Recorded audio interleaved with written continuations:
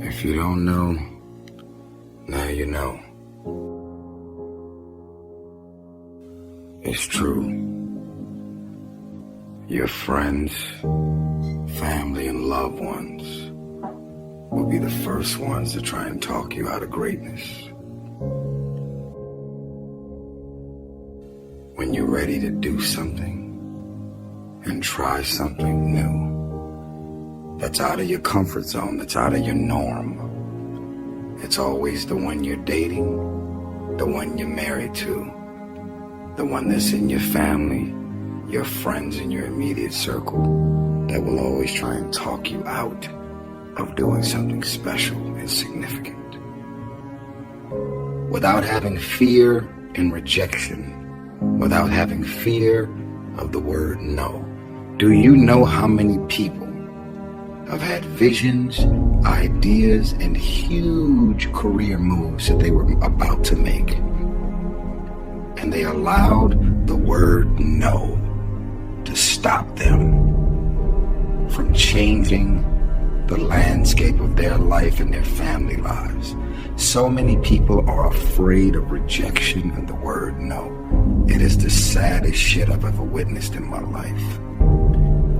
Boldly walk into the room with your head held up high. And if they don't get it, laugh about it. Don't disown your ideas because they're disowning your ideas. Don't lose confidence in your ideas because they don't have confidence in your ideas. Keep the faith. Don't be afraid to walk into the unfamiliar. Don't be afraid to do what's deep inside of you to do.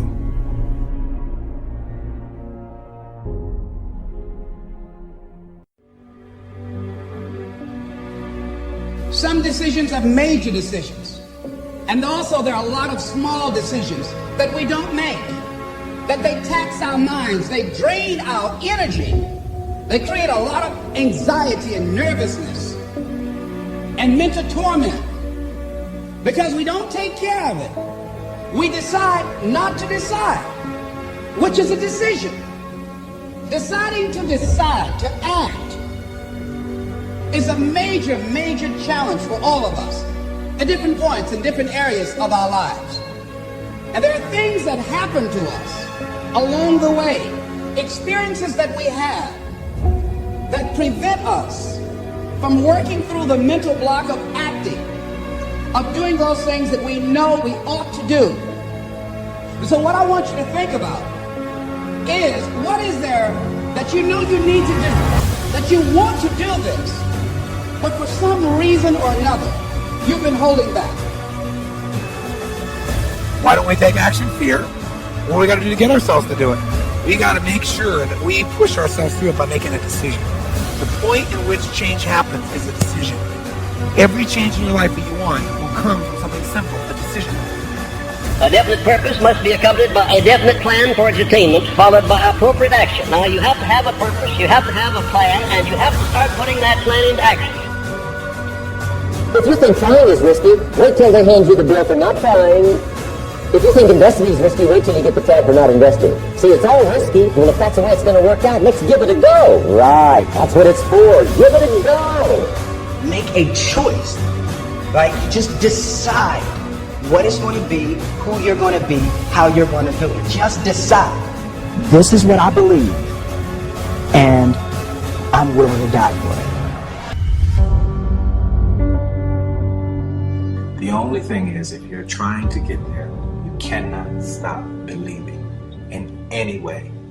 No matter what anybody says, no matter what anybody tells you, you have to know it beyond knowing it.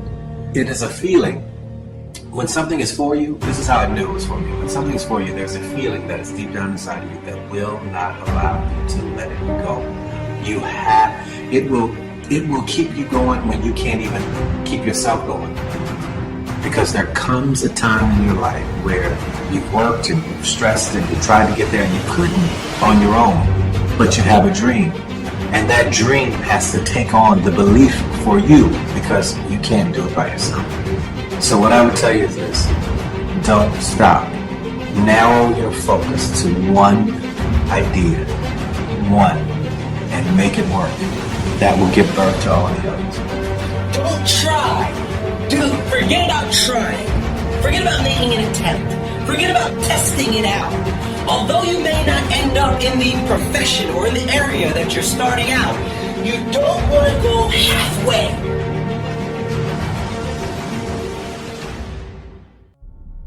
We've been going through several stages. We talked about self-awareness. Who am I? Asking that central question in one's life. Looking at your strengths and your weaknesses. Getting some evaluation, determining what it is you want out of life. Then we went to the next level of self-what? Self-approval. Approving yourself to do the things that you like to do. And going after the dreams that you like to go after. And we know when we don't approve of our dreams because of the fact that they stay up in our minds. We don't act on them. We procrastinate. We come up with a variety of excuses on why we're not going into action. And then the next level is what? Self-commitment. Going for that dream. Going for those goals. Deciding to do the things that are necessary to bring about the changes that we want to bring in our lives or what we want to bring in society. And then after that, we are now to this level. And this stage is what? Self-fulfillment. Because when you are involved in commitment, when you are implementing your plan of action, you're going to produce some results. You're going to have some victories that you can feel good about. And it's a time of celebration. So what happens when you hit the level of self-fulfillment? First of all, what we want to know is that self-fulfillment is unending and should be viewed in that context. Robert Schuller says it best when he says success is never ending. So that means that we never get to a level where we feel that there's nothing else for us to do, that we've achieved a certain number of goals and we figure that we're through. No. You don't want to stay there and celebrate too long like a lot of people do. They do something they consider outstanding. They go around talking about what they used to do. See, let me tell you, I used to do this and I used to do that. Excuse me, used to be's don't make no honey. What are you doing now? What have you done for me lately? You know, go around telling me about what you used to do and who you used to be. What does that count for now? Nothing. What are you doing now? You're still here breathing. That means you've got some more to give. Doesn't matter how old you are. Doesn't matter about where you are. Doesn't matter about what you have. Doesn't matter about what you've done. Life is about growing. It's about being productive. It's about stretching. It's about challenging yourself. So you start looking around and decide, hey, what else do I want to do? What got me here? It's a time for celebration, but also a time for reflection. What got me here? What worked? What did not work? What do I need to do to repeat so that I can get the same kind of results in other areas of my life? If the goal is to improve my health, if the goal is to improve my relationship, if the goal is to improve my income, if the goal is to improve something in society, what is it I need to do? Now, don't get confused with what you do with who you are. Don't trip. Don't go on some type of ego trip or talking about how bad you are. None of us do anything by ourselves. Develop an appreciation for external support as well as good fortune, because all of those things play a role. The other thing is, don't go overboard celebrating. Kipling says it best. You must meet with triumph and disaster and treat those two imposters just the same. You look at it, hey, I did it. I feel good about that. Now you're moving on to the next thing. Things did not work out the way you wanted them to work out. You didn't produce the results you wanted to produce. Hey, miss that. Win some, you lose some. Next, moving right on. Don't confuse who you are with what you do. Let's go on to the next level, looking in that particular area. You return to the area of self-assessment. You start looking at yourself and evaluating yourself. Now, what are some of the elements or the characteristics or the qualities of people who are fulfilled, who live a life of fulfillment? What are some of the things we can look at about them? I think, number one, make your mind fertile ground for the seeds of opportunity. I think if you want to experience a sense of fulfillment, you've got to have an open mind so that ideas can come in there and take root and grow. So part of beginning to have fertile ground, you got to break that ground up. You got to break up that hard crust. Because if you don't, seeds will fall there and the wind can blow them away, the winds of doubt. When you're set in your mind and you refuse to grow and you're not open to new ideas, new methods, new ways of doing things, if your mind is already fixed, you become stagnant. You can't grow. You can't have a sense of fulfillment.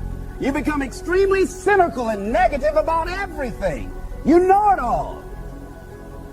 So you want to begin to look at life and have a sense of curiosity, not know it all. You want to keep learning, keep growing. Realize that we had a theme. You never find out how much you know until you find out how little you know. There are some people you can't tell anything. They have all the answers. Oh, I've already done that. Larry DeAngelo was telling me, he said he was on a plane and he was observing two men talking, and the guy was reading a magazine. He looked at the guy next to him and said, would you like to read this magazine? Share this magazine I have? No, I read that before. Don't like it. Don't like it. Okay. So he had a newspaper. He said, what about USA Today? No, I read that before. Don't like that either. Tried that once. Don't like that. So they served them some food, and he said, would you care to have anything I have here? Because the guy wasn't eating. No, tried that before. I don't like that. And you know this guy only had one child. He said,